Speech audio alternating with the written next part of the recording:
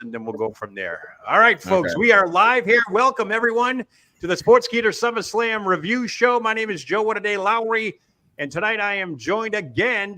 He's coming back for more punishment. He is a former WWE superstar and current Bloodline member. I'm sure a lot of people want to talk to you tonight. Let's welcome back Afa Anoa'i Jr. Welcome back, Afa. What's going on, guys? And, of course, joining the esteemed panel tonight, he's no stranger to professional wrestling. He is the former manager of John Cena. Please welcome Mr. Kenny Bolin. Kenny, nice to meet you.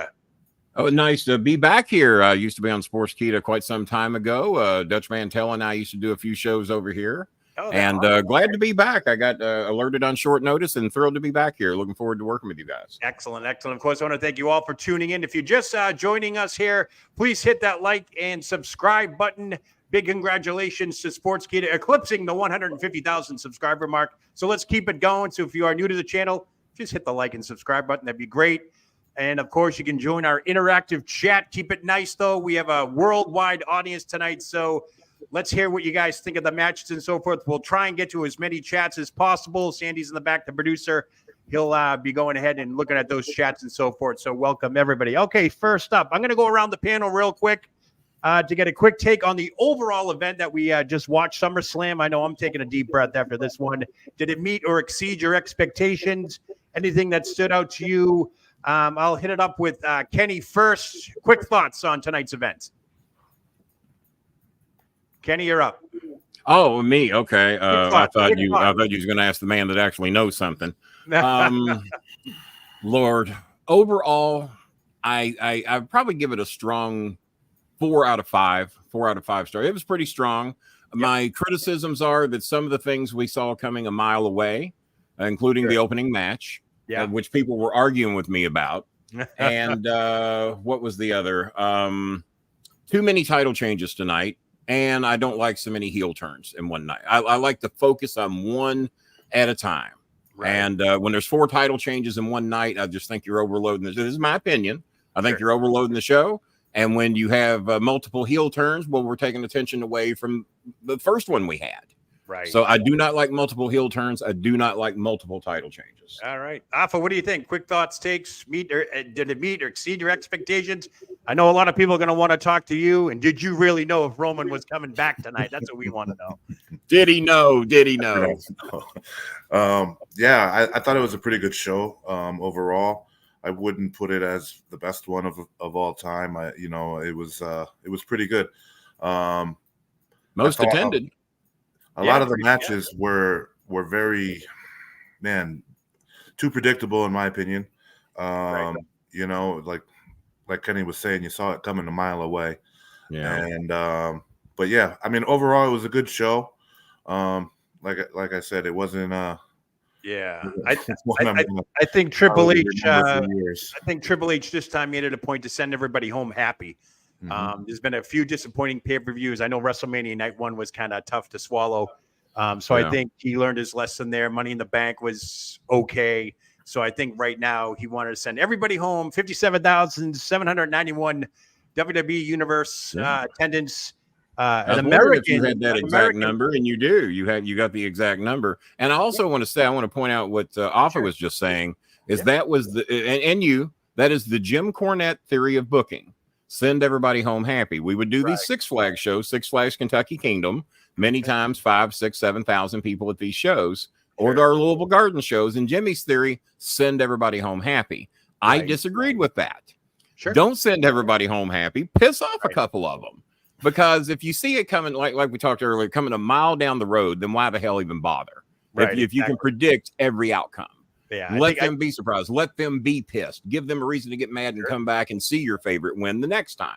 Yep, but I disagree totally with sending everybody home happy. I don't like it. Yeah, the one thing that I was a little taken back by, if you include last night's tag team title change, DIY losing to the Bloodline, we had 5 in the last 24-hour title changes in the WWE, and that's a lot. 5 in 24 hours. Yeah, that's a lot. That's a lot. Afa, do you think that's a lot of title changes within 24 hours? Absolutely, that's a lot. I don't remember another time where we had that many that soon. It's just a lot for everybody to digest, and it's a lot going on. There was a lot of heel changes. There was just a lot going on tonight. You know, as I sometimes mentioned, it's needed for a reset, you know, sure. but sometimes you can't reset everything. I know, as I mentioned on yesterday's pre-show, that a lot of storylines end, things change, and this is like the unofficial road to WrestleMania for me, because I feel like a lot of the stuff's going to carry over. You're going to see some matches probably during WrestleMania. I mean, there's a lot to digest here. There's a lot to intake here. We have a lot of people chiming in right now. So what we'll do is we'll go through the matches, and we'll give us your take on each match. Did it hit or miss, meet or exceed your expectations? And what I like to do, I did this during WrestleMania, grade the match 1 to 5, 1 being the worst, 5 being the best. And we'll kick it off this time. You're the newcomer, Kenny, so you're up first. We got Liv Morgan, champion, versus Rhea Ripley, Women's World Championship match. Quick hits, thoughts, all that good stuff, and a grading on that. Well, that was the one I thought overall the match was pretty good. They went a couple of ways around that I wasn't particularly looking for. When he jumped up to stop her, Rhea from hitting Liv with the chair. Right. Okay, a lot of people thought that was it, or maybe that was as far as that was going to go. No, they were telling you as Mark Henry used to say about the Great Muta, the shit's on. The red mist is coming. The red mist is coming, because that's just laying it out. But I did not look for the big kiss at the. I thought they might tease that to Monday Night Raw or what have you. So they took it a step further than I thought they would go with it. I thought they might make it look accidental, but when he gave the little smirk and the grin as, boy, I did good here, then you kind of saw what was coming. Yeah. And what do you think for a grade on that? 1 to 5. What would you give that match? 1 to 5. I'd give that a strong 4. A strong 4. Okay. Yeah. All right, Afa, you're up. What did you think? And before we get to Afa, my agreement to come here is that the people backstage were going to do their job at weeding out the 7 little homeless trolls that like to masturbate to me when they see me on television. Oh, Jesus. So do your job, or I'm not going to be here much longer. So that was my agreement to come here. Get rid of these shit bags, the sheriff and Pesci and Barkley and people like that, and I want them done, or else I'll be done, because that was my agreement to come here. So I don't mean to change the tone of the show, but I made an agreement to come here, and I expect you to honor it. Thank you very much, and let's continue. Yep. Sandy looks like he's messaging me now. He's getting rid of some of these guys as we speak. Right. All right, Afa, you're up now. What'd you think? Don't mean to be a dick, but that was my agreement to come here. All right. Noted. So match number 1, I really enjoyed. I thought it was a really hard work match. What didn't hit for me was the finish. So I thought that the match outweighed the finish. And a lot of times I like to see the finish outweigh the match. Sure. So it was just, to me, very, very predictable. And just the way Dom slid the chair in and just jumped up and grabbed the ref was very lazy. So that to me lowered. Not a lot of thought process. I'll go. Yeah, it was just lazy. You know, it's a tone setter. The match number 1 is the tone setter of the show. Yeah, you're opening the show. Really good match, and I just feel like the finish could have been executed better. Right. So you know, for that, I'm gonna go ahead and I'm gonna be like my man. And go 3-8 on the match. 3-8. Okay, that's a good score. Oh, wow. Okay, yeah. Looking at this harder match, than I was, but I love Liv Morgan. I think Liv is an amazing heel and a great story. And obviously Dom. I don't think you can ever turn Dom babyface. Sure. And it looks like the fans want Rhea to be babyface. I mean, it looks like that's what they want. So. I think that's what we're gonna get. We're gonna get her and of course Damian Priest turning babyface on this match. Now, just to cover one more thing before I go, Afa and I have become very good friends off camera. I have any trouble with these trolls. I got you home addresses, and Afa don't mind traveling for a fair amount of money, just in case. All right. So overall, for the match for me, I was shocked that they kicked off SummerSlam with this match. A match card was leaked out about 2 hours before the show, and they actually had CM Punk and Drew McIntyre kicking it off, and it looks like they reversed those 2 matches. Oh, so okay. Overall, I thought the cat mouse in the beginning was good storytelling. The shoulder injury to Rhea really told the story there. I think that's the only way Liv could probably get over in this match, is to really hurt her in some way. Yeah. Dominic in the chair again, very predictable and so forth. It looked like the wheels have fallen off of the match. Both their outfits were starting to come undone. So I'm sitting there going, oh boy, here we go again. This is Rhea Ripley Elimination Chamber match. I gave the match a 4.5, almost a 5. And that's basically because I thought Liv Morgan did great. I thought she, She hasn't been the greatest in the ring, so to speak, but she's really turned it on the last few months. Rhea coming back. This is her first legitimate match back in a while since returning. I was expecting some ring rust, but of course the ending, predictable and so forth. You knew it was going to happen. It was like the turn that everybody knew about, that it was bound to happen. And of course, last time I checked, they were almost over 1 million views across social media on the kiss again outside the ring. So yeah. And what about the ref cam? Eddie Orengo wearing the ref cam. What is that all about? You guys like that or what? No, just another gimmick. A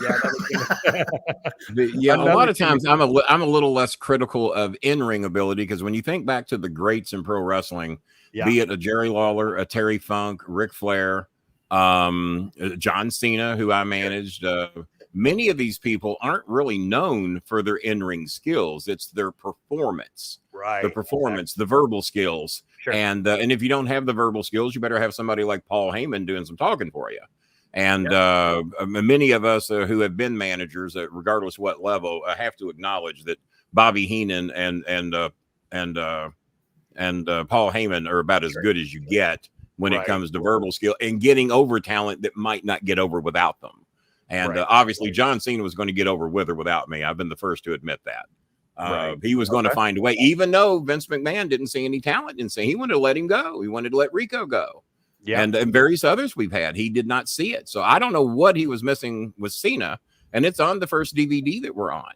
That Vince didn't see it in Cena. But no, to me, it takes that whole package. And I'm less like, not everybody's Luthez, not everybody's, Paul Gotch or what have you. So sure, I'm a little less judgmental of that, but I look for perform. And Liv Morgan is a performer, even better than I thought she was going to be, because I used to be a little critical of her too. But man, her performance level has really turned up, and I know we're spending probably a little more time on that first match. That's all right. I've seen the progress over the last year with Liv Morgan. She has really upped the game. We can go ahead and get into the CM Punk match, because I'm dying to chime in on that one. I'm anxious to see what you all think about it. We're going to go in match order. So we got Cult Football here is asking a question.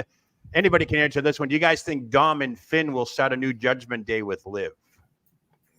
Man, I'm just curious, because I feel like the current one that they have is falling apart. Oh, it imploded tonight. There's no doubt about it. It's in pieces. I don't necessarily. Sometimes another one isn't always the best route. Sometimes you just gotta let it dissolve and then kind of. I think it needs to be totally something different, new name. If you want to make a play on that name, that's one thing. But no, we don't need another one. Right. Yeah, I think it's definitely imploded. Only opinions, folks. They're only opinions. Yep, I agree. Real offbeat thing here. Jelly Roll. What do you guys think of Jelly Roll's performance? God bless America. Oh, I'm dying to get in on this. Afa, I'm going to have you go first, and then I'm going to chime in. Go ahead, Afa. What do you think of Jelly Roll? Well, I'm going to see how nice Afa is before I go. Jelly Roll, man. Maybe he should have done a backstage.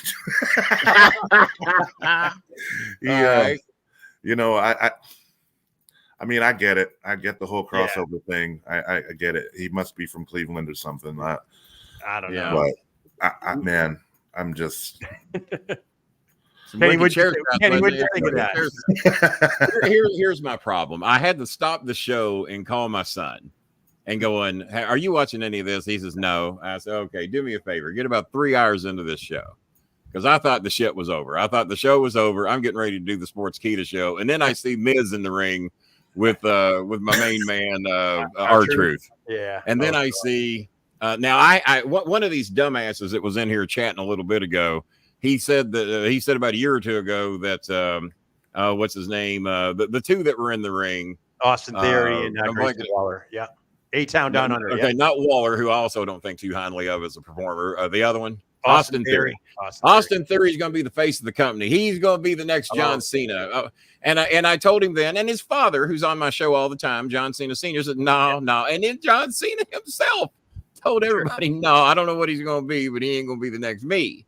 And he basically said that, and they let him beat John Cena, and he still had nothing. So you got these two clowns in the ring, and then you have Jelly Roll get in the ring. Apparently, nobody was giving chair shot lessons in the back. That's for goddamn sure. That didn't happen. And then if that ain't bad enough, now you give me your opinion, Afa. You probably given and taken more of these than I have. The choke slam. Oh man, They just made it look like any 600-pound fuck can roll in the ring and give somebody a choke slam. Now they made it look like anybody can do it. Yeah. Why would you do such a thing? Because the thing I pointed out to my son, I almost weighed 600 pounds at one time. I weighed 589 pounds. When I jumped in the ring, my job was to look like a fucking fool. My job was to fuck everything up. My job was not look like a great worker. But they throw Jelly Roll, and we do have one of our big fans of the show named Jelly Bean. Not to be confused, Jelly Bean's a beautiful girl. Jelly Roll, but you know, at least he ain't a Trump supporter. The choke slam, you have to admit, I've seen worse. Done on me. I thought it was funny because after all was done, he was actually on his knees where they had to help him up, and it reminded me of the old videos. Him couldn't get up. That was the best part. He couldn't.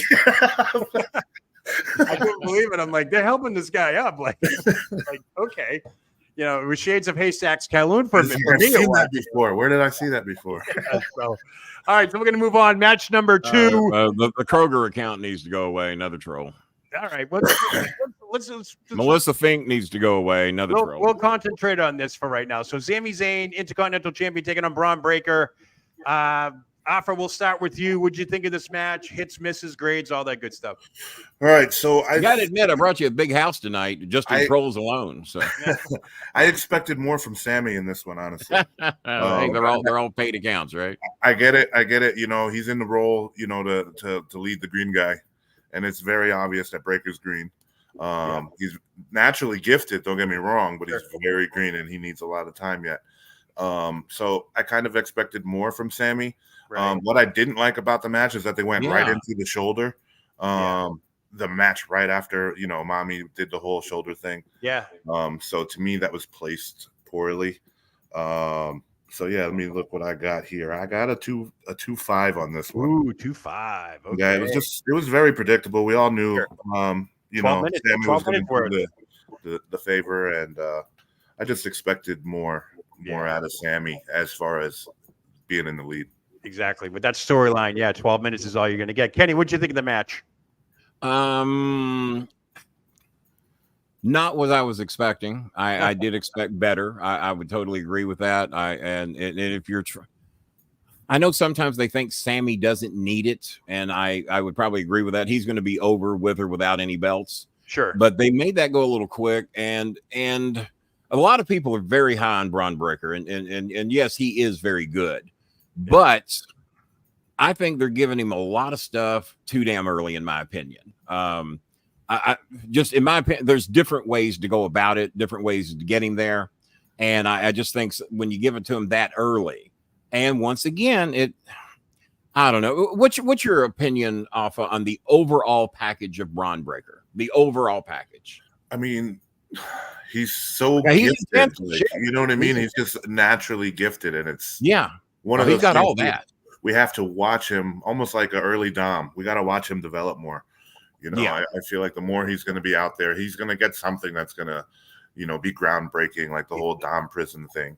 And until that comes, you know, he just has to keep at it, you know. But do you think I think he's just so green. It just, his wildness shows with his selling, and you know what I mean, and lack of, and you know, he'll get better over time. Do you think they're trying to do the Brock Lesnar thing with him, young, upcoming, that type of shtick? When Brock Lesnar was green, you know, they put the title on him right away. So do you think that's what they're kind of doing with him now? They're trying to substitute Brock Lesnar with Braun Breaker. Well, I remember when Brock was with us at Ohio Valley Wrestling, he got fired for doing something that he shouldn't have done with Cornette's wife. Okay. And Cornette threatened to shoot him out in the parking lot, and Brock went away. And we thought Brock was done. We didn't think you could do that to a female on a live television show and get by with it. And then we see 30, 60 days, it might have been 90 days later, he's world champion. Jim said, well, they showed him. You can't do this. Here's the world title. What else would you like to do? Unbelievable. Unbelievable. So what would you give, Kenny? What would you think? 1 to 5. What grade do you give that one? I'm hard pressed to give it a 3. Yeah. Just out of just being a nice guy. Yeah. And the person in the back need to do your job.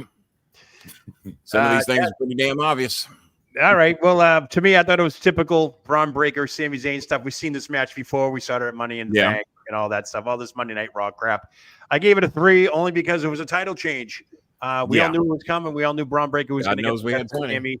What's your opinion on so many damn title changes in 5 and in less than 24 hours? I just think that's a lot. That's like the changing of the guard. And, I think honestly, I think it has a lot to coincide with, they announced tonight that SmackDown is moving to USA earlier than expected, September 13th, which is only 5 weeks. Oh, that is earlier, yeah. And then they dropped the CW trailer for NXT today. That's October 1st. So you're gonna get inundated with WWE on USA Network for at least a few months before Raw takes off for Netflix in January. So I think they're doing a lot of this title changes to inspire, get people to watch again, get those ratings up, because they want to have a good, smooth transition when everybody switches over. So that's my take on it right now. This could all change Monday. They got Bash in Berlin coming up too, so that could all change. So I don't know. Getting back to Sami Zayn, Braun Breaker, a 3.5 I gave it. With that one you about as nice as I was then. There you go. And something else I want to get into when the time comes. Yeah, I have had it, and I've been wanting to air this on a show bigger than mine, and this is probably one of them. I have had it with the goddamn broadcast table being used in matches every fucking show. Yeah, show some goddamn creativity. How many times do you every show? Sometimes multiple times per show. And they abuse the equipment on air. I mean, you can easily make a rule that I'd like to see somebody go through a month and not use the broadcast, just to see that they can do it. All right, guys, for a month, we're not going to put anybody through the table. How about that? That is a good challenge. Any table. I dare them. Bring back the Spanish announce table. Have them trash that table instead. I used to like the Spanish announce table. So yeah. If everybody's just joining right now, thank you for tuning in live. And if you watch on the replay, even better. But be sure to hit that like and subscribe button. Greatly appreciated. Sportskeeda Wrestling now over 150,000 subscribers. So thank you all for that. All right, match number 3. By the way, big Chris Bolin's no relation to me. If it says anything about a Filipino, block them. And my patience is starting to wear thin. Don't even look at the chat. Agreement. Let's no. The agreement was that shit wasn't going to happen. Well, they can't see that, so we can, I don't know. I'm not even looking at the chat. They're here to try to steal the thunder from the fucking real stars. And I don't let that shit happen on my show. If you guys are guests on my show, these motherfuckers get blocked and they're done away with. And I expect the same respect when I do other people's shows. That's why I don't do Rene Dupree's show anymore, because he let bullshit like this go on. So if they're not going to fucking respect me as a guest, I won't be one. Right. So I'm not mad at you. You're not the one supposed to be blocking these motherfuckers. We got the producers. And I don't know how Afa feels about it. He's welcome to chime in if he wants. I can't see the chats. Yeah. Okay. Well, I can. But and it's a good thing I can, because I don't come over here to be disrespected or allow you fuckers to disrespect me. No. None of these son bitches have done what me and Afa have done. Not even a fucking light year could they ever do what we've done. And to come over here and fucking disrespect me for me trying to raise money to feed Filipino families, fuck them. Fuck all of them. All right, continue. All right, match number 3, Logan Paul, LA Knight, United States Champion. How you doing, Afa? All right. Let's kick this off. Kenny, what'd you think of this match? Logan Paul, LA Knight, U.S. Champion. I tell you what, I did not think that was one of the finishes that surprised me. Now, I didn't see it happening yet, because Logan Paul seems to work whenever the fuck he wants. They love that he's a YouTube sensation. I don't like anything about Logan Paul, but I'll tell you what I do like. The motherfucker's good. He is good. Personally, I don't like him. Politically, we don't line up within an inch of each other. I don't like him. I don't like how he got his YouTube fame. There's a shitload I don't like about him, but it makes me mad he's so fucking good, because he is good at what he does. And I'm one of these people, whether I like you or not, if you're good, I'll acknowledge it. Yeah. Manager, wrestler, valet, whatever the fuck you do, whether I like you or don't, if you're good, I'll fucking acknowledge it. And he is good. But I thought some of his heat was, I'll work when the fuck I want. I'll defend this title when the fuck I want. Right. And good luck if you can fucking take it from me. And LA Knight, to my opinion, does not need a title. And I always liked it when the baby faces are chasing the heels. Memphis lived on that. Sure. Back in the day, and heels chasing faces for belts. So I didn't think LA Knight needed it yet. You could always give it to him a little later, but what do I know? And would you give it 1 to 5? What would you give that grade? What that's another one I'd give a strong 4. I don't give out a lot of 5s. Sure. And I don't know that I'll be doing one tonight, but yeah, I'll give it a strong 4. It was a good, entertaining match, and the finish surprised me. I didn't think they would have LA win it tonight. If I was going to do that, they'd do it at WrestleMania. Right. Be Afa, honest. what'd you think, Afa, this match? I like this match. So out of the 3, this probably was my favorite up until this point. I could tap into what Kenny was saying, like, you don't necessarily like Logan, Right. but you got to respect his work because he's good. He's very good, and he works hard. He takes a lot of risks, sometimes too many risks, but for him not being there, I almost feel like the risk that he takes makes up for it. So he gets a little bit of love from me for that. And I thought that the finish was very smooth. I like I said, 48 hours ago, I feel like it could have been a different finish. Sure. Yep. But in light of recent events, the finish being what it was, I thought they executed it well. The finish really flowed. It was the best of the first 3 matches as far as the flow of the finish. Yeah. So for that, I'm close to giving it a 4.0, but I give it a 3.9. All right.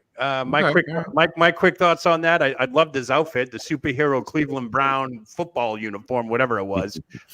He ended up getting a nice little mouse under his eye. That was kind of neat. So I don't know how the hell he did that, but he's going to wake up bruised tomorrow. That's springboard. Is it his brother that's supposed to fight Mike Tyson? And is that still on? Because I heard Mike was having some health issues. That's been moved to November. So, Moved to November. Okay. Well, that'd be something to see. I was impressed by that. Again, another great move by LA Knight. That springboard moonsault was unbelievable from the middle rope, top rope. LA Knight, Logan Paul reminds me of that kid down in the schoolyard who was good at every goddamn sport. You hated him.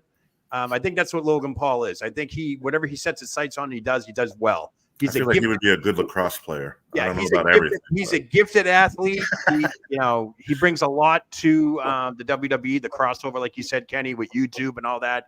I think there was a video of him sitting ringside watching his buddy Speed there, his partner for Prime, he jumped like 2 cars in a row on YouTube or something like that, and they were watching it live. And I'm like, okay, so that's where we're at now. He's not worried about his title match.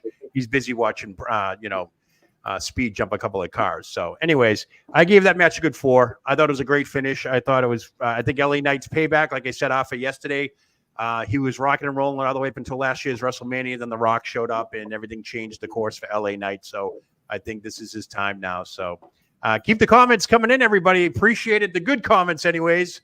We have a lot of matches taking place tonight. SummerSlam finally in the books, the 37th annual SummerSlam.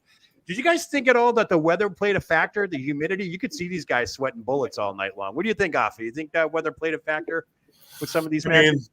Yes and no. They're pros at the highest level, so they should be prepared for this. Right. And Kenny, what do you think? The audio's glitching out bad on my end. It's not your all's fault. It's mine. I had a tech guy over here checking my computer out today. We had it working perfect most of the day, and now, of course, I do the show. And I'm getting some audio glitches. So if I don't hear it, we'll just keep going and I'll do my best and respond to what I can hear. Just keep saying yes. You'll be all right. All right. Moving on here. We match number 4 of the night. Bayley versus Nia Jax, the WWE Women's Championship match. Afa, I'll kick it off to you. What'd you think of this one? Another one, kind of saw it coming. It was a good match, for what it was. Yeah. It was, I'll give it I'll go right into the rankings. I'll give it a 3-3. Yeah, I agree with that one. I gave it a 3-5. This was the intermission match. It was very slow paced up until the time that Bayley power bombed Nia. That got the crowd out of its seat. Other than that, people were just doing nothing but probably trolling on the internet and all that stuff because they were bored out of their minds. And of course, they had to throw in Tiffy time. She came running down with her briefcase, and you thought something big was going to happen. That got a good pop, and then all of a sudden you got a new champion, Nia Jax. Turns out they were aligned together. It was more of a setup. I knew the bedazzled briefcase was not going to go very far after tonight. So very expected. But, yeah, I don't know. That match, to be honest with you, that 3 is very generous for me. with this match. I thought it was. I mean, if you looked online, people were just so bored out of their mind. And which match are we doing again? Because Bailey and Nia Jax. Okay, yeah. God. But there's a lot of people that are much higher on Bailey than me, and I think her opponent is something special because she looks like she can whip most men. Right. So her and a Sasha Banks fighting each other, or her and Liv Morgan, it just don't fucking look fair. Right. There's a reason there's weight classes in boxing. Oh yeah. Conor McGregor was talking shit on Brock Lesnar. Now, whether I like Brock Lesnar or whether I don't, Brock Lesnar is going to beat the dog shit out of Conor McGregor. If he gets him down, Conor's fucked. So I look at wrestling like, do I believe what I'm about to see?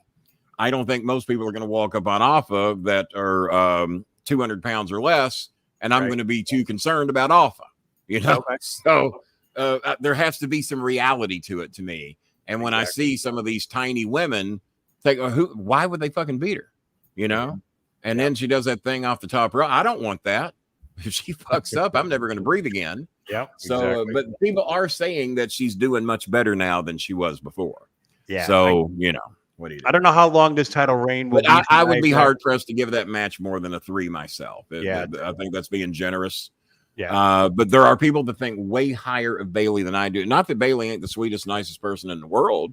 We have a girl here named Jada Stone at Ohio Valley Wrestling, and she had the decency to wear Jada's shirt at WrestleMania in the post show. That's pretty cool.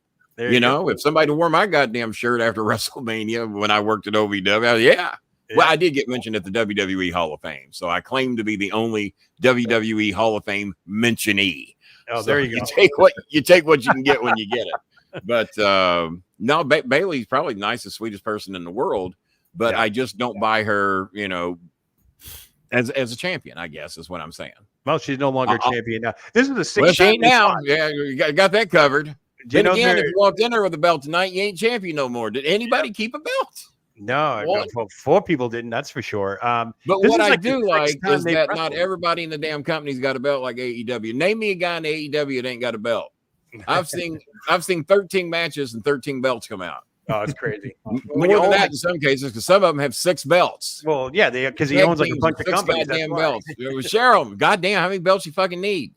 Share some of those belts so everybody has a belt. I mean, what does the belt mean if everybody's fucking got one?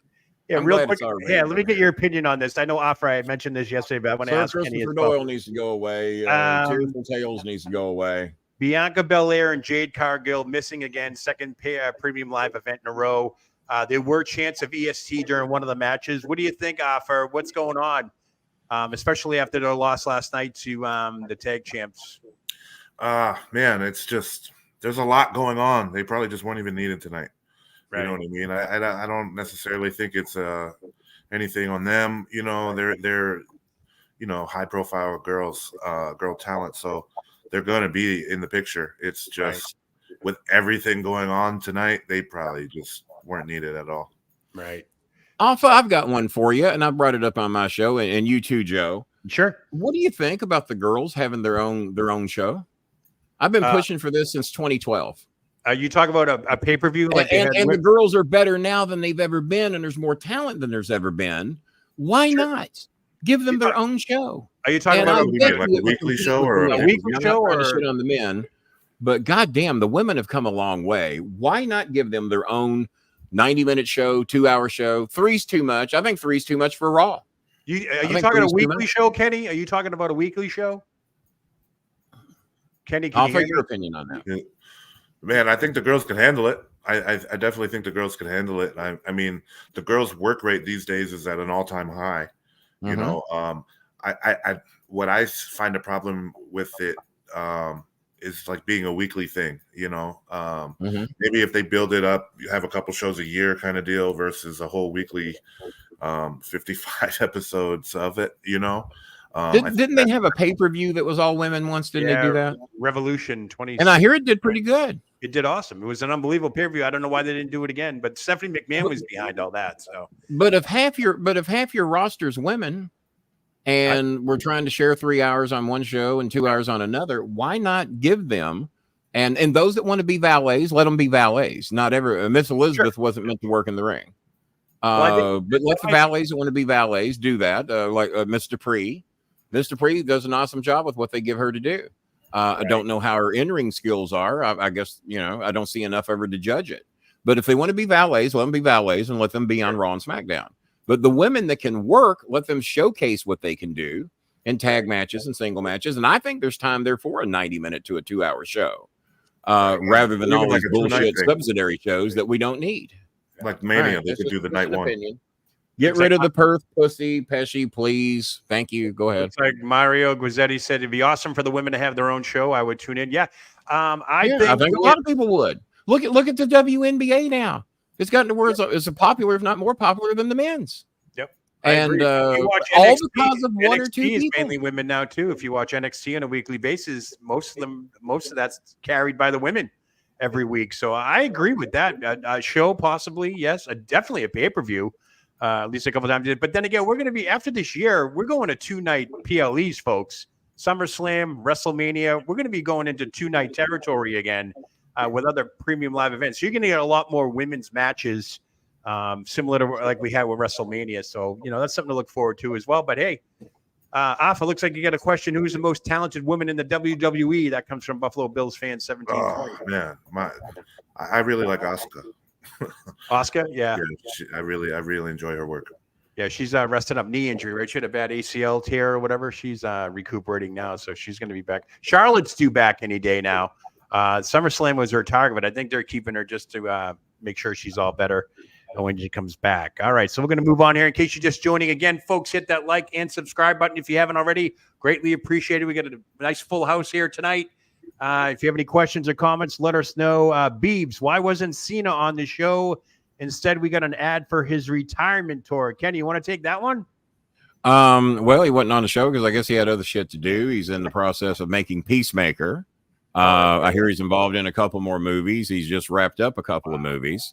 And he's a very busy man. The retirement tour is coming up. He's looking very forward to being a part of the Netflix version of Monday Night Raw. As you've seen, Raw, especially Raw and a little SmackDown, I think it's taken a little bit of a raunchier edge. There's those sexual innuendos in there that we used not to hear, even though I think it's still considered to be PG-13. And some of them are looking at the chops to get on Netflix.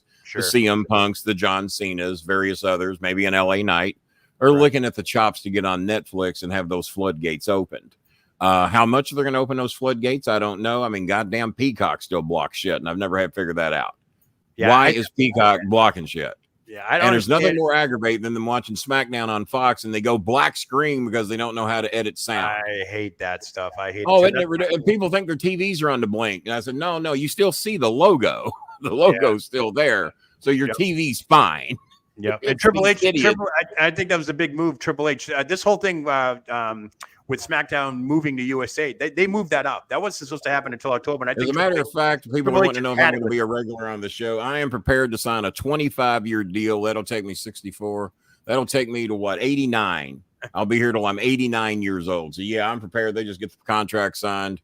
No trolls allowed. I get the block button, and I'll be here until I'm age 89 or death, whatever comes first. Or death. All right, moving on now. We're going to go to match. Joe, I hear you negotiated that contract for me. Is that true? What's that? Yeah, maybe. I can do whatever you want. Whatever. I'll let you know my fee later on. All right. All right. Match number 5. CM Punk. By the way, Joe has to take a pay cut to get me on. I don't know if he knows that part or not. Seth freaking Rollins as special guest referee. He came out looking like Beetlejuice, and of course he had to wear the ref cam. But I got on that bedazzled lace referee outfit is just gonna some things you just can't unseen. Afa, what'd you think of this match? I like this one. To me, this is one of my ones that I looked forward to the most going into the show. I liked the tribute that they paid to the 97. 97. Especially with even Punk wearing colors, Bret Hart's colors and stuff like that. That was big for me. I like the tribute. I like the hard hitting action. It was good. I liked it. To me, if I'm gonna go grade, I'm gonna go 4-0 on this 4-0. Excellent. Yeah. All right, Kenny, what'd you think? Repeat the question because it was glitching on me a little bit. Repeat. Well, we're on match number 5. CM Punk, Drew McIntyre with Seth Rollins as your guest referee. Yeah. God, where to go on that one? One thing I noticed is that CM Punk didn't get anywhere near the pop on his entrance I've heard him get in other towns. It seems like they kind of cater him to only work in Chicago. That certainly was how it seemed over at AEW. He was not in Chicago tonight. And I noticed, and I worked with CM Punk at OVW for a good period of time. Yeah. He didn't seem to have the crowd tonight. And even when you did hear the CM Punk chant in the ring, even when he got in the ring, I thought it might get louder. Okay, he's in the ring. The focus is on him. Now the chant will come up. And it sounded at best to me, Afa, you tell me what you heard. I'm watching it on 7.2 Dolby Digital sound with a 1,000-watt receiver. And I heard 20% if I was lucky. What did you hear? Man, so I was working when I was working Punk. He was on top of the world. So like, those crazy, deafening pops. Was that tonight? Not necessarily. No, I don't think so. You could clearly tell he wasn't in Chicago. Not to say that he didn't have a pop, because he was there. I just feel like he was been gone so long, and out of the ring for so long that the people are just pretty much unfamiliar with him these days. To me, he had a little ring rust. I thought. Yeah, I mean, he's good. He's good. He's good at what he does. But I just feel like the time out of the ring, as far as it's been 10 years or so. Yeah, we talked about this on the pre-show as well. We thought this one was going to be like a no decision and it's going to go off to bad blood. I was shocked there was a pinfall in this. I was actually shocked that Drew McIntyre got the pinfall. How we got that pinfall was over. This is where I'm going to take my hat. This is where I'm going to take my hat off to Punk at. It had been 10 years since he'd worked in the WWE. Sure. Punk and I had our differences at OVW. We had our good times. We had our bad times. Sometimes he could be a prick. Yeah. Every locker room that's ever worked with Punk has seen that. You're lying to me if you tell me you haven't. And Punk has had times he's a great guy, and people have seen that. And I've seen both sides of Punk. What I've always viewed Punk as a selfish fuck who just wanted what was best for him. That's how I've always viewed him. Tonight, he showed me different. Now, whether he had any say in the matter or not, I don't know. But first match back in 10 years, and the go to sleep comes out twice. And I don't know what Office opinion is, but those go to sleeps look like they need a little bit more work. Maybe he needs to work with the fat boy in the back on chair shots. Maybe that'd be an idea. But the go to sleeps need some work. But he did take the fall, and I wasn't looking for it. I figured his first match back in 10 years, that fucker's going to win. It's probably in his contract. And he didn't. So my hat's off to him for doing that. Regardless of what he thinks of me, I don't give two shits regardless. Right. But like I said, I'll call a spade when I see it. And he at least did the job tonight. And I did not see that coming. Right. And I think that was good for business because now it lets the story continue. Yeah, I think the funny part here was when they had the microphone on on Seth Rollins, and he goes, "It's my ring, my company." I said right then and there, it's them two, bad blood, no doubt about it. I see it already. I gave the match a 4. I thought it was very intense. I thought the story was told. The ending with the bracelet thing. My fiance even called it too. She goes, "Oh my God, Seth put the bracelet on. CM Punk's gonna freak out," and that's exactly what happened. So you gave it a 4. I gave it a 4. It was good. Yeah, I don't hand out 5s often, but I think overall for what they did, I think a 4 is very fair. Afa, is that about what you gave it? Yeah, I gave it a 4.0. Yeah. Yeah, overall 4. I thought it was pretty good. I would like to address one of the trolls for me and Afa. One of the trolls says, "Kenny, you haven't worked in 20 years." That's a lie. I haven't worked since 1995. You know why? Because everything I've done, I have loved, and I don't consider it work. And when I'm working in professional wrestling and podcasting, when I do these shows, I do my own shows to raise money for Filipino families. It ain't work.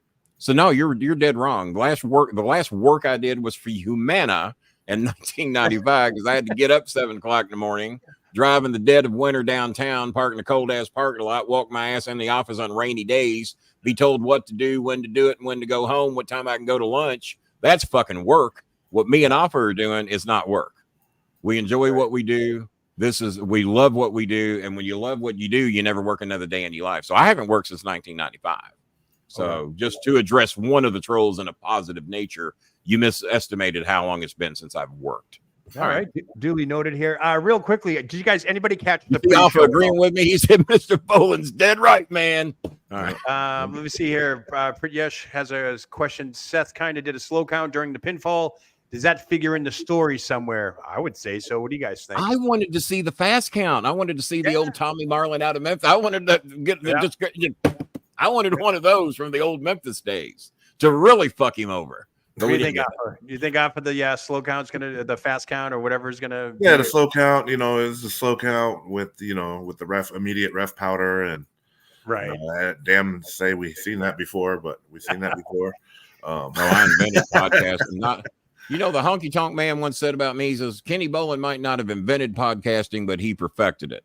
And that's the one time I'm going to agree with the honky tonk man. I'm the honky tonk man. Real quickly, did anybody see the pre-show at all? 3-hour pre-show? Anybody? I didn't. No, fuck no. When I found out I had to watch 4 hours of this, I said, you got to be shitting me. I will say, okay. I'm going to say this because it was 110 degrees here in Iowa and it was hot as hell. So I came in the air conditioning. Watched the pre-show. I was very impressed. They had some good videos. They had good pre-show. They had a great pre-show. I thought for sure, Afa, we talked about this yesterday. They could have added 1 or 2 matches to that pre-show. Yeah. They didn't need it. The pre-show they did today was unbelievable. A lot of good vignettes, a lot of good story, a lot of good interviews, a lot of good backstage stuff, a lot of altogether. Kudos to WWE for picking that game up a little bit because I was shocked they were having a 3-hour pre-show for SummerSlam. It's not like it's WrestleMania. That's a long pre-show. It is a long pre-show. 3. It was 3 hours. Did you watch the entire pre-show? I mean, it was 93 here in Louisville today, and it didn't make me watch the pre-show. But what'd you say? 108, 110 in Iowa? Yeah, we had 96. No, like 102. Yeah, no such thing as climate change. No, it's supposed to be 110 in Iowa. It was freaking hot. Yeah. I tried to go outside, and my face got. Well, the humidor probably every bit of 110. I'll give you that. There you go. Of course, my Filipino fans that watch the show, 112 with a humidor of 126, they should shut the fuck up. Yeah. We'll show you hot. Looks like some walkers can say, 97 Brett versus Taker match when HBK was the referee. We already referenced that good stuff there. All right, match number 6. Here we go. Judgment Day. Damian Priest, champion, world heavyweight champion, taking on Gunther. We have a new champion here. What'd you guys think of this match? To me, I'm just going to say it right now. I haven't gone first yet. This was my match of the night. This is hard-hitting, 2 professional athletes, 2 professional wrestlers going at it hard, physical, heavy hitters, slugfest. Quote of the night by Michael Cole, Gunther is a sicko when he rubbed his blood all over his head. Afa, I'll kick it off with you. What did you think of that match? Yeah, I agree. That was my favorite match of the night. I thought it was the stiffest match. I feel like that's what Punk and Drew tried to do with the striking back and forth, but they just weren't. Yeah, they weren't these two. I really enjoyed this one. Just from a big man who likes to hit hard standpoint, they brought it the entire match. Even to the point where Gunther's chest is going to be turned into hamburger meat in the morning, and that happens. And it should happen more, especially with the chops and stuff like that. So, we've seen the title change coming, kind of. I would have liked to see it, I don't know, just gone into a little bit differently. You know what I mean? Like with the whole drama with with Finn and everything like that. Now there's been some tension with Finn and him over the past several weeks. Did you see the turn actually coming tonight, being as we already had one in that same fucking group earlier that night? No, I thought it was a bad time to have it. Yeah, I didn't see it happening. But when it I didn't see it either. It had a big reaction. So once the reaction happened, I almost feel like we could have gone into a way where slip Damian back over. You know what I mean? And to tell that story with him and Finn. Because that goes back a year too. It goes back a year. I get it. The next pay-per-view's in Berlin, which is why there's a person on there asking what got me into podcasting, and that was Who's Slamming Who contacted me, back in like 2007. And I'd been doing the wrestling hotlines for a while. And Who's Slamming Who had Lanny Poffo, John Cena Sr., I think, was doing some podcasting back then, and various others. And what I noticed is that nobody was slamming anybody. The show was called Who's Slamming Who, but everybody was being nice to everybody and kissing each other's ass. And it was the PG show. Well, me and my son said, you know what? we're going to start slamming some people. We're going to talk shit on people, and the PG shit's over. We're going to be the R-rated show. Sure. And then it really took off. And then Cornette, a couple of years later, followed me into it. Jerry Jarrett didn't know whether me and Cornette were shooting or working with each other. So Jerry Jarrett got involved, which led to the great debate, which if you YouTube search, you can find it. But that's what got me into podcasting, really, was who's slamming who back in like 07, 08, something like that. Okay. And so that's kind of how I got my start. And like I said, I haven't worked a day since. I love to do it. I love scamming the trolls. That's what I live for, is to scam the trolls and take all their money. Did you guys a lot of people in here you can block of people in the back doing their goddamn job? Hey, Gunther's chest, were they practicing the chops backstage? Because he looked like mincemeat before he even come out. Did you guys No, you don't have to practice that. You don't. I mean, did you see his chest, though? It looked like he was banging it or something. He looked like he was ready to be busted open backstage. That was like all over the internet when that match started. Like, what happened to Gunther's chest before the match? It was like, holy. Before the match, wow. Yeah, before the match. I was shocked by the ending. I mean, I knew Finn Balor was going to factor in, but where the hell was JD McDonough and Carlito? When all that shit went down with the putting the foot on the rope and all that, why didn't they run down and help out? And of course, Rhea's nowhere to be found. Like, nobody helped anybody with Judgment Day tonight. Nobody did nothing. So this whole implosion thing is exactly what it is. It's implosion. I don't know what the hell is going to go on Monday Night Raw. So it's going to be very interesting. But Kenny, real quick, 1 to 5. What'd you think of the match? Damian Priest, Gunther, 1 to 5. Once again, I got to give it a strong 4. I know it was Afa's favorite match of the night. I did not see Priest losing yet. Once again, I didn't think it was time. Afa, was it time for him to lose? No, I didn't think it's time. But again, the next pay-per-view is in Berlin, so I get it. Would you? Yeah. Okay. No, I get that. I wasn't looking that far ahead, so it's good to have some. It's good to have some backstage information that I didn't have. Yeah, we did talk about that yesterday with the Bash in Berlin and with Gunther and all that. But does this really put that moniker on Damian Priest now as a transitional champion? I mean, we talked about this yesterday, Afa. Remember, like, if he loses his title now, which he did, is he that transitional guy? I mean, I guess you could consider it. Like, it just depends on what you're weighing it against. You know, he had the title for how long. It's not like he dropped it in a month or a night. So he's had it for a little bit of time. Okay. He ran the whole media loop. He did his job. He did it well. Yeah, I've definitely seen shorter champions. So I don't know if I would put him in the transitional. I was just afraid that even with this loss tonight, that's going to make him look like that transitional guy. And it was that's what I'm thinking. And Damian Priest was one of these people. I was not on his wagon a year or two ago. I said, no, I don't see it. Ain't gonna happen. And he proved me wrong. And I love to be proved wrong in the wrestling business. When I label somebody and I think I know my shit, and then they prove to me I don't, because through hard work and perseverance, you prove people wrong. That's what Damian Priest had done for me. Sure. And now you're right. Now you've made him look a bit like a transitional champion, which I don't think that's what he deserved.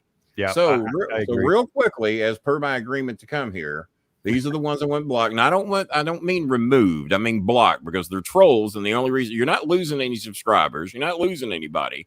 They're only here because I'm here, because they have no lives and they masturbate to me when they see me on television.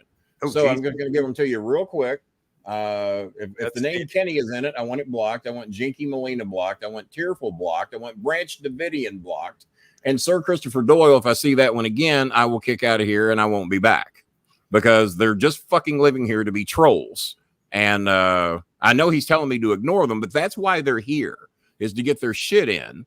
And I've been raising money for Filipinos for 14 fucking years. If I was scamming anybody, I think somebody would have caught me by now. Why do you not show the receipts? Well, the people that donate get receipts, you ignorant motherfucker. So that's why I'm addressing this. And like I said, I agreed to come over here if they were going to block these ignorant motherfuckers. Block them. Don't remove their fucking comments. Block them. And I can add a lot to your show, but if you're going to let these dumb fucks fuck with me and try to steal the show, then we're not going to have it. And trust me, I could be on my own. I could be on my own show making the money I'm making here tonight. I came here to help you all out. And I gave up money to come here to be here tonight. And I'm happy to do it anytime you need me, but you have to honor your agreement. And it ain't hard to figure out who the fucking trolls are. So, and I hope that's some entertainment for you, because I'll fuck with the trolls all night long. But you ain't got no shit on me. I got a 14-year fucking history of feeding families I make less money than most of these goddamn podcasters, and most of my money goes to fucking feeding people. And I feed people all over the world, mainly the Philippines, but I give most of my money away to feed people less fortunate than me. Now, don't cut me off. I know you want to cut me off. Don't cut me off. All right, now I'm just fucking with you. Go ahead. I know. Let's get back to what we're doing. Afa going, damn, I want to fight that Bolin guy. He's a mouthy little fuck. Real quick, did you guys think there was too many commercial breaks tonight? Long commercial breaks? Absolutely. It's a PLE, pay-per-view, whatever you want to call it. Exactly. And they're basically, that's why they're 4 hours now. You got to run 90 minutes worth of commercials. Yeah. On a pay-per-view. Get that over with in the pre-show. Get that shit over with in the pre-show. You lose the crowd. I think you lose the crowd as well. It kills the energy. You lose flow because then you got to send out stupid acts like Jelly Bean and then do the to do whatever he does. And no, not Jelly Bean. Jelly Bean's a big fan of mine. I'm a beautiful Filipino girl, 24 years old, lovely single mom. We try to help. Jelly Roll is somebody altogether different. Yeah. Don't never confuse Jelly Bean with Jelly Roll. She'd be so offended. All right, guys, we're going on to the main event now. Cody Rhodes, undisputed WWE Championship, taking on Solo Sikoa. Main event was a dog, by the way. Bloodline rules match. They made this a Bloodline rules match just last night. I knew when that happened, it was going to be similar to a WrestleMania finish. Kenny, go ahead. You kick it off. What'd you think of this match? Number one, I love seeing the dog. I didn't know that his dog traveled all over the place with him. Apparently, this was the retirement. What was the dog's name again? Do you remember the dog's name? Pharaoh the dog. Pharaoh. Oh, yeah, Pharaoh. What a gorgeous dog, and he looks very healthy. 14 years old. The dog's 14. Oh, is he 14? Well, I got a dog. I got a dog. Oh, and by the way, while we're talking about dogs, allow me to talk about CM Punk. Larry, you named the fucking dog Larry. I'm shocked the dog didn't find a goddamn tree and a rope and hang itself when he found out his name was fucking Larry. You don't name a goddamn dog Larry. I got Chocodile. I have 2 cow. Why is he 2 cow? He's the second cow, the son of Moo Cow. I have Scooby. Why is he named Scooby? He looks just like fucking Scooby. Not Larry, not Bill, not some stupid fucking name that Punk gave his dog. And Pharaoh, what a great name. 14 years old. I've never seen a healthier looking 14-year-old dog. And Choco's 13. She's very healthy, but she's fat. She's fat little girl. We're thinking about changing her name to Chocow because she's starting to look more like 2 cow. But so enough of ranting about dogs and their names. But no, Pharaoh looked good. But yeah, at 14, it's probably time to get him off the bus. Yeah. Let him live an easier life because traveling is tough on dogs. And what'd you think of I know because I just took 3 up to Evansville with me for a convention, and Lawler could not believe I brought 3 dogs in the hotel lobby with me. So, hey, they're family, man. They go where I go. Did the match meet or exceed your expectations, Kenny?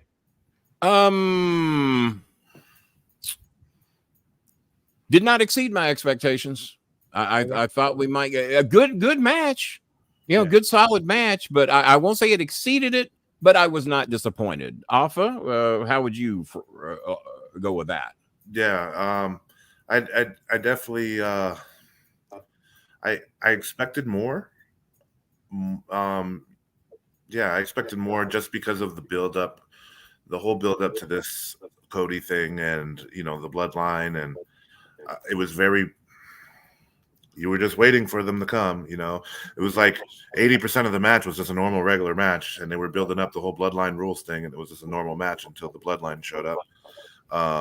But once all that started happening, and then Roman's big return. He got the pop of the night. Got the pop of the night, of course. Yeah. Roman Reigns. That was without a doubt. Yeah. You knew that was going to happen. Yeah, that was kind of. I just felt like it was too soon for him. Yeah, we agree. You're a damn relative, and you agree. Because I honestly to God, I was telling people, no way he's coming back tonight. Yeah, and I thought if I would have put money on it, I thought that if anything, The Rock would have showed up before. And then tried to make myself look smart. I said, well, man, I'm doing a show with one of his relatives tonight. I was sworn to secrecy because I had to act like I knew, but no, I didn't know because I thought it was too soon, and his own relative is saying it's too soon. Yeah, but no, it was way too soon. I thought we were going to get the more time. It didn't need to go. We were going to get the Paul. But I do have some thoughts on how the dueling Usos. Jimmy. I got some thoughts on that later when they're needed. Yeah.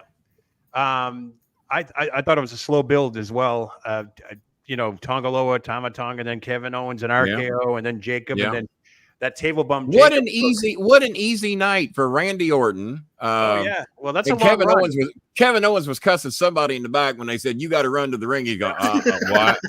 That's what I said. He was like, cussing how somebody because he was blowed up when he got there, and it didn't get any better after that. So he was cussing somebody like, "Can I get a train ride down there? Can I get a cab? Is there an Uber back here that can get me?" You can see Randy was laboring around that second turn. Did you notice Randy took lessons? Randy saw what Kevin was doing. He fuck that shit. Randy paced himself. Randy was slapping hands and kissing babies on the way to the ring. I wouldn't want him saving me. Yeah, Randy Orton learned. Randy said, you know what? I can get there in a big ass hurry, or I can just take my time and greet some people, and I'll be fresh when I get there. So Randy did it the smart way. Looks like Charles Viola. And of course, Roman took a slow stroll, milked it for all it was worth, and did it the right way.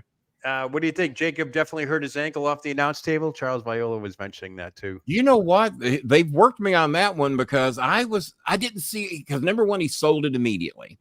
Right. Number two, he laid there I didn't see a reason for him to do it. And he looked real fucking pissed. So if I had to guess, and if he worked me, great. I love getting worked because that means you're fucking good at what you do. I say he got hurt. Afa, you've been there. Man, I hope he's working us. I hope he's working us too, because he did a hell of a fucking job if he's not hurt. He needs all the momentum that he has right now. He sold that fucking immediately, and he didn't overdo it. He didn't underdo it. And I really think if it was supposed to be I'm working everybody, he would have sold it more. I think he was trying to let everybody working know I'm fucking hurt. We got to go a different direction. I'm hurt, and I'm pissed about it. And that's the last fucking guy I want mad at me. I'm glad he ain't doing the show tonight. If I said something wrong, he'd come to my house and beat me up. I agree with you. I hope he's working us, but I got a feeling he really got hurt. I mentioned either that or he's real fucking good.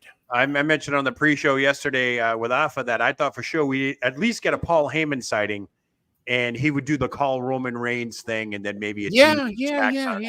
And that would have been good. That would have been good. Michael Pesolano, I hope I said your name, Pesolano. Surprised Paul Heyman didn't come out with Roman. Yeah, I mean, I'm shocked that Roman came out before the return of Paul Heyman. I thought maybe, it would be Paul Heyman first, then Roman. Christ, I was waiting for Brock Lesnar's music to hit. That would have been something fierce.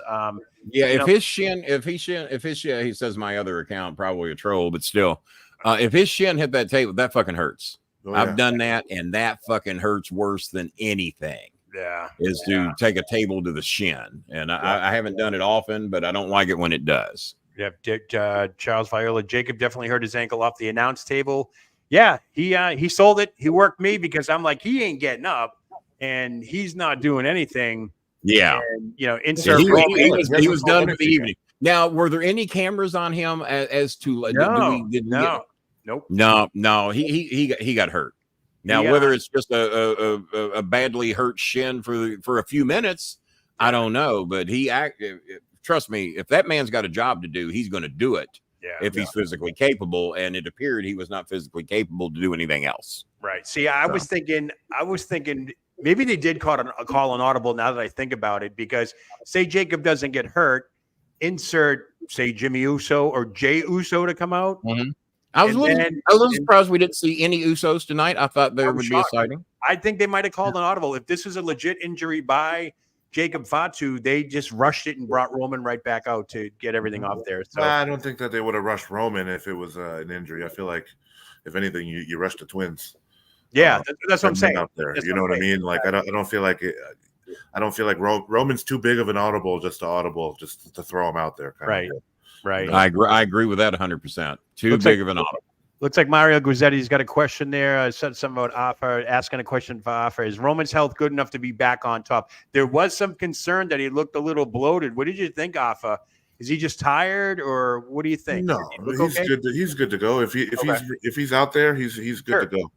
Yeah, he knows the workload, and it's not like he's working 300 days a week. I mean, a year, anyways. He has a very limited schedule, so I'm sure that his workload is gonna, he knows what he's doing. He's been on top for a while now. I think he'll be just fine. Are you shocked? Anybody shocked here that Solo was pinned? I thought for sure this might be extended to bad blood or something like that. But is anybody shocked here that Solo took the pin? Me, no. I don't think. I'm not shocked. It's, to me, Cody's first real feud, that, a memorable one that's, has anything outside of the Roman one. So someone had to lose. Cody's, it's too soon for him, and heels, it's what we do. One thing I thought it was too soon for Damian Priest too, though. Sure. Yeah. But Damian, whatever you want to say about Damian Priest, he's not Cody Rhodes. Roman. We got a Roman fan in us. I thought with Cody's dog walk and the Arn Anderson appearance and the way he put the mask on and the robe on, it almost felt like a farewell tour for Cody Rhodes. Whether or not that's what we were trying to get at, like Arn Anderson backstage last time they were together, were in AEW a couple of years ago. Arn Anderson's giving him a peck top. He's like, there's two people back here that'll have your back. Blah blah blah. They kind of told you. They kind of told you something special was coming. Yeah, I mean, to me, it felt like a farewell. Like he's gonna lose the goddamn title tonight. Like this is it. Yeah, story's over, done, told, all that good stuff. Charles Flair was starting the slow build up to Survivor Series Bloodline versus. You picked up on something I didn't. I never thought for a minute he was losing tonight, and well, it would have been the 6-1 if it had. They needed it. Somebody need to build it up so that somebody out there is gonna believe that he's gonna lose. You know what I mean? I mean, because where do we go now? Like, where do we go? Like, okay, Roman's back, but is he back by himself? You got Jimmy and Jay in the wings. We know the internet was all abuzz last night. Even today, Zilla was spotted at a WWE hotel. The internet blew up over that, and it's like, geez, people are just wishing and praying for this bloodline. Were there any sightings of Roman? Because I did not hear of any. I didn't see or anything. I saw the Rock. They did that right then. They did that right. If you're gonna do it, don't let him be seen. I saw one crazy blacked out photo of the Rock supposedly showed up, and I'm like, he's not there. No way. But I thought it was more likely for the Rock to show up than Roman. To be honest with you, I was looking for him over Roman. I was still on the Paul Heyman route. I thought maybe they would be that build. That would have been a good one too. Call Roman Reigns. I know I say it a lot. Paul, has Paul been back since he took the big bump? Nope. Good. Well, he shouldn't be. That's why I was shocked. Well, hopefully he's doing like I'm doing. He's having weight loss surgery, and he'll live to be another 75 years older. Hopefully he's going to do that because I want Paul around for a while. Real quickly, the match again, 1 to 5. Afa, would you give it? 1 to 5 on this match. 1 to 5. It wasn't my favorite. It wasn't the worst. I'd give it a 3.9. Okay, Kenny, what'd you think? 1 to 5 on the main event. I had 3.5 in my head. I'm not trying to underscore office, but I had 3.5. You guys, I give it a 4. We've seen a lot of shit in our days. Yeah, I know. I understand. I mean, when you've been in the business for so long, I mean, I'm starting to see repetitive storylines and all that stuff. And I get it. I am sick of repetitiveness. I know because somebody has said you can't blame Russo for any bad writing that happened at WCW because everything's been done. Right. But I don't think so. I don't think everything has been done because every now and then we still get surprised. There's different ways to do it. Sure. And maybe we just quit going through a table every week, multiple times a show. Just let that be a start. I was shocked that what I was shocked at with the Bloodline rules, they actually had a wrestling match for the first 15 minutes. You know what I mean? It's like these two are supposed to be killing each other when the bell rang. Shocking. Yeah. It was nothing. And it was a slow build, and I get it. They're telling a story and all that. And then you insert everybody running in and out. Well, you're talking Memphis wrestling right there, because in Memphis, as there was a feud, they didn't want to see a fucking wrestling match. They want to see a brawl and a fight and blood. That's what they wanted to see. They didn't want to see no goddamn wrestling match with Jerry Lawler and Dutch Mantell or Dundee or Terry Funk or whoever, which is what I was raised on. That's what inspired me to get in pro wrestling. Got to be friends with Jerry Lawler, and eventually through his friendship and knowing a few people, the right door finally opened. I met Nick Goulas and got in the business. And like I said, haven't worked a day since. I mean, I just absolutely love it, whether I'm selling advertising for wrestling, commentating, managing, whatever the fuck they want me to do, and even podcasting, because wrestling always comes up. Right. I love to talk about politics, current events, TV, music, whatever. But wrestling is always, Kenny was in wrestling for 32 years, Yeah. So let's talk about that. And I had the good fortune that even though I never really worked on the big stage, other than when WWE did shows here and they'd let me be a part of it, I feel like I did. I mean, I got to work with Steve Austin and The Rock and Kane and Undertaker and all the greats and never had to leave Louisville to do it. They came here. And that was one advantage Jerry Lawler had in Memphis, is all the big stars came to Memphis, and because they wanted to work with him. And it's not that they were coming here to work specifically with me, but because of the success we had, I was always in these main events. Mick Foley Took Sacco twice. They said, what was it like to take Sacco? I said, tasted better than I thought it would, considering where it had been. What did you guys think of Stephanie McMahon again at ringside?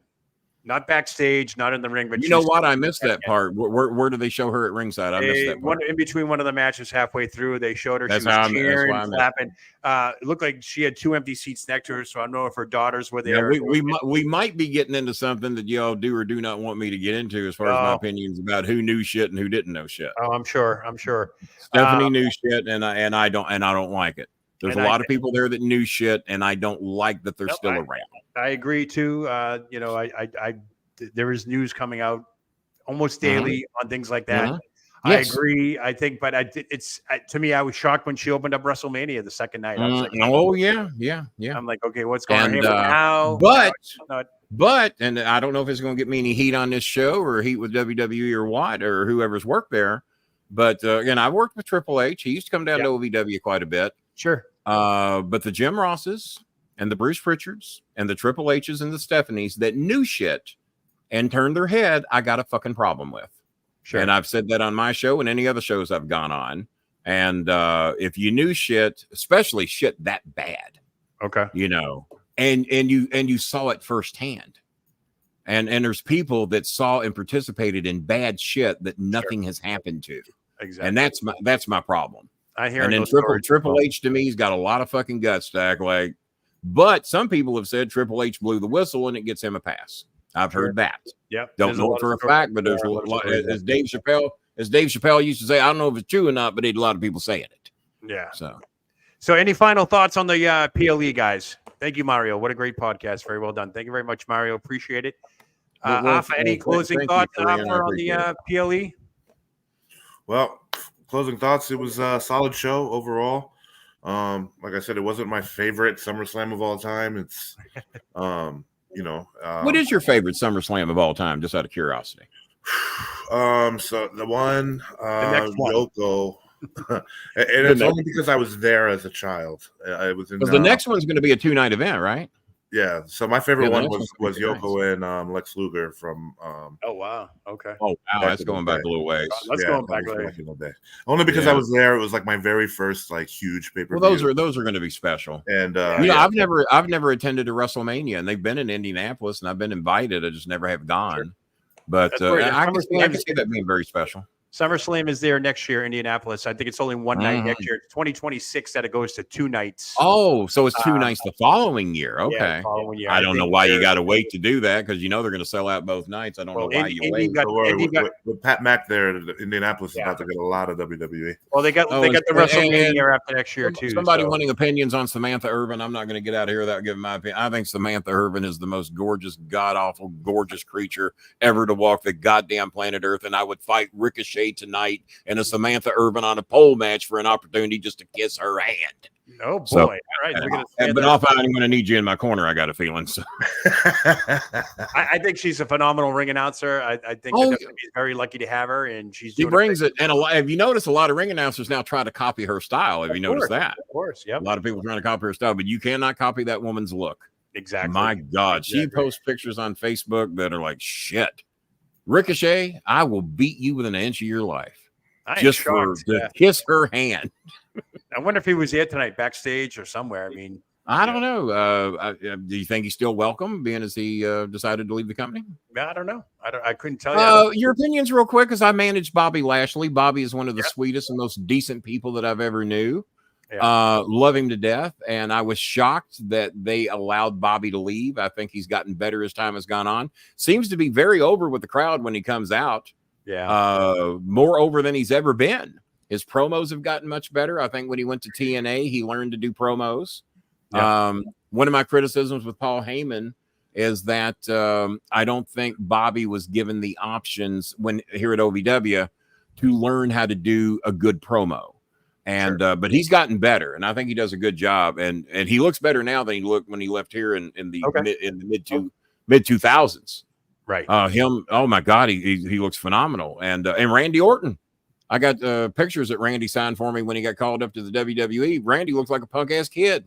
Yeah. I remember and now at age 40 something, I guess God, I mean, they look better now than when they left the company 20 years ago. Awesome. How do you do that?